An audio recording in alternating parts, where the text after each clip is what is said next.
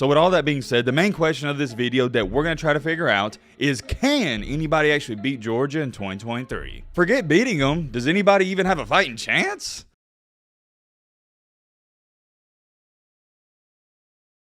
Ladies and gentlemen, boys and girls, I've been thinking about this for several weeks, and I've had this video in the vault, and now I'm ready to take it out the vault and I'm ready to talk about it. I firmly believe this when I say it. This is single-handedly one of the most bizarre situations I've ever seen heading into a college football season. But whoa, hold on. I know what you're sitting there saying. Yo, Matt, what is this situation you're referring to? Well, my friend, that is a great question. I have an even better answer. What I'm talking about, what I'm referring to is, I think it might be somewhat delusional and crazy to say that the Georgia Bulldogs don't go undefeated next year, in the regular season at least. And the reason I say this is one of the most bizarre situations heading into a season is because even with Alabama over the past 15 years, nobody for sure has been like, yeah, you'd be crazy to say they don't go undefeated in the regular season. Why is that? Because they always have a tough schedule. Because every year for Alabama, you could easily point to, at bare minimum, 2 games ago, yep, that's going to give them some troubles. They could lose that one. But, and I have a big but, with this situation, it is not even the same thing. I've looked at Georgia's schedule over and over just so I could maybe try to convince myself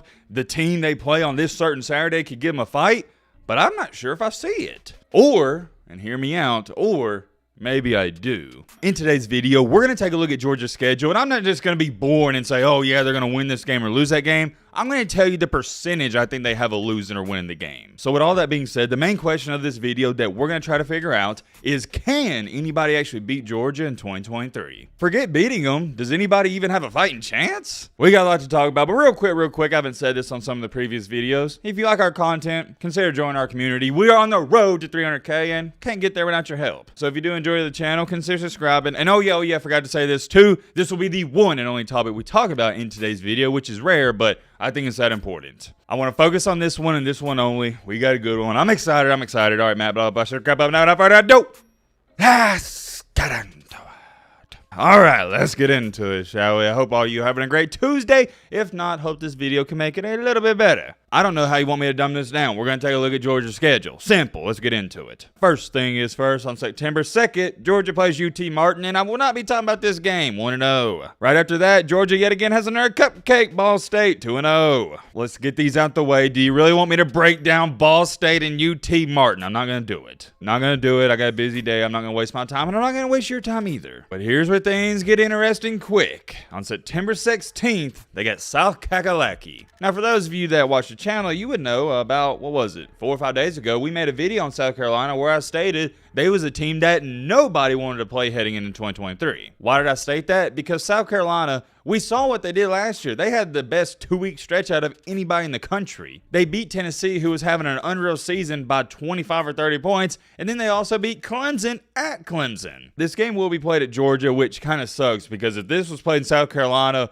ooh, man, you're talking about a heck of an environment. But it is going to be in Athens, Georgia, which I think that does benefit Georgia. You do get the home field advantage. And also, this game is already deemed as a 2:30 CBS game. I'm getting hyped just talking about it. I can't wait to hear that nostalgia music where it's like dun, dun, dun, dun, dun, dun. You know what I'm talking about. But Matt, lock in, let's get serious. This is one of the games that I'm circling for my Georgia fans where you need to be worried, because your first 2 games you're not going to be tested. You're really not going to know how good you're going to be off of Ball State and UT Martin. But for South Carolina, on the other hand, remember, their first game of the week, they're playing North Kakalaki. So South Carolina is already going to be familiar and used to playing Power 5 opponents. Also, I think a huge beneficial factor of South Carolina is they have Spencer Rattler coming back. For Georgia, on the other hand, as we all know, Stetson DoorDash Bennett, he has departed to the NFL. He did a lot for Georgia. He had a great year last year, but Georgia has a new quarterback, and he goes by the name of Carson Beck. Has it been confirmed that Carson Beck's going to be a starting quarterback? No, but it looks like that's going to be the case. And I think Carson Beck has looked amazing up until this point, but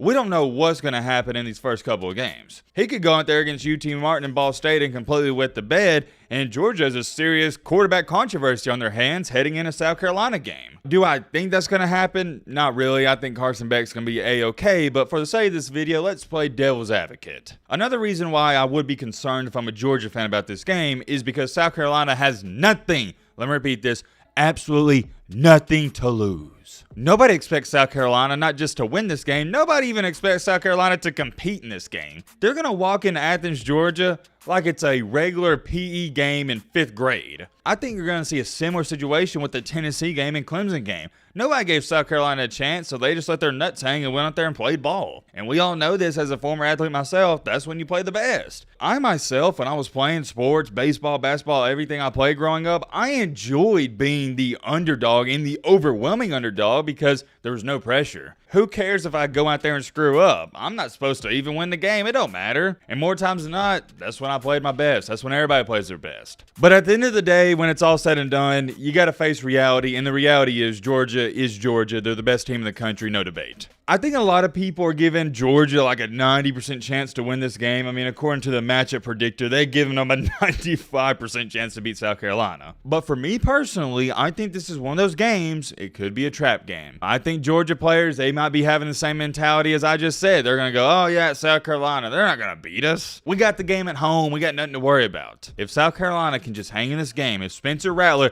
and he's the X factor, Spencer Rattler can go out there and play like he did against Clemson and Tennessee, South Carolina's going to have a chance. So with all that being said, I'm only going to give Georgia about a 82% chance to win this game. I know that still sounds crazy high, but trust me, you saw the matchup predictor, it's not as high as others. Most people out here think Georgia's going to mop the floor with South Carolina and they're not going to have to worry about them. I think definitely. Now after that game, you got our Cupcake UAB, not going to talk about it, 99.9% chance to win the game. But then, here we go, you got Auburn at Auburn. The only reason this game would scare me if I'm a Georgia fan is because you're playing in Jordan-Hare Stadium, and I can't explain it. If you know, you know. There is some type of witchcraft going on in that stadium. Stuff that shouldn't happen always happens in that stadium.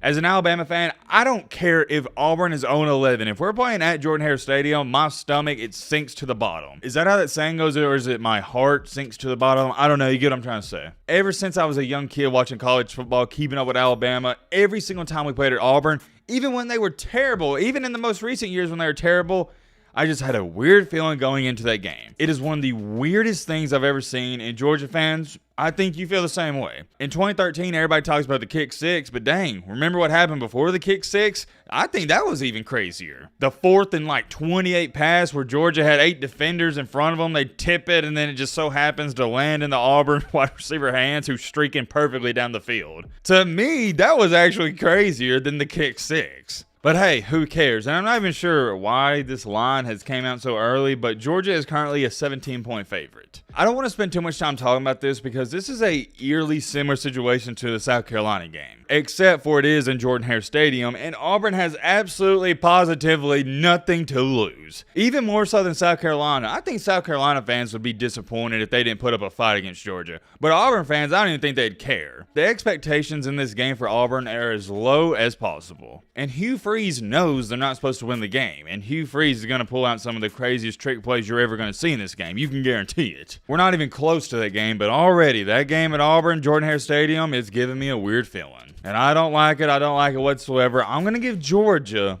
a 70, I like this. 79% chance to win this game. Let's move down here, though, and we're going to talk all about this as a whole in just a second. You got Georgia, not Georgia, my bad. You got Kentucky at Georgia. I don't know what this weird fathom is with people always overhyping Kentucky, giving them more credit than they deserve, but I've never been on the Kentucky hype train. And until something changes, I never will be. They can upset some teams here and there, but they're never ever going to be able to beat a team like Georgia or Alabama. So let's just get a move on. I'm giving Georgia a 98% chance of beating Kentucky. Kentucky fans, you're not going to like that, but it's a cold hard truth. Moving down here, you got Vanderbilt at Vanderbilt. Not going to talk about it. You got a 99.9% chance of winning that game. Then you got to go to Gainesville. As an SEC fan, I also don't understand this weird fathom going on with Florida fans where they're actually backing up Billy Napier and they think they're going to have a good season. Trust me, I would like for Florida to have a good season just to make things interesting in the East, but you're not going to. You have no quarterback, and Billy Napier is not SEC material. This isn't a trap game. Florida can't even compete with Georgia. I would be shocked if this game is under 20 points. I think that's going to be another relatively easy game. I'd give Georgia about a 92% chance to win that one. Then you got Mizzou at home. Now remember last year, I know everybody's going to bring this up and probably remember, Missouri dang near beat Georgia last year, but it was at Missouri. And don't be fooled by that game. That was your typical one struggle game in the regular season that every national champion has. Look at the history of it. Every single national champion outside of 2020 Alabama and probably 2019 LSU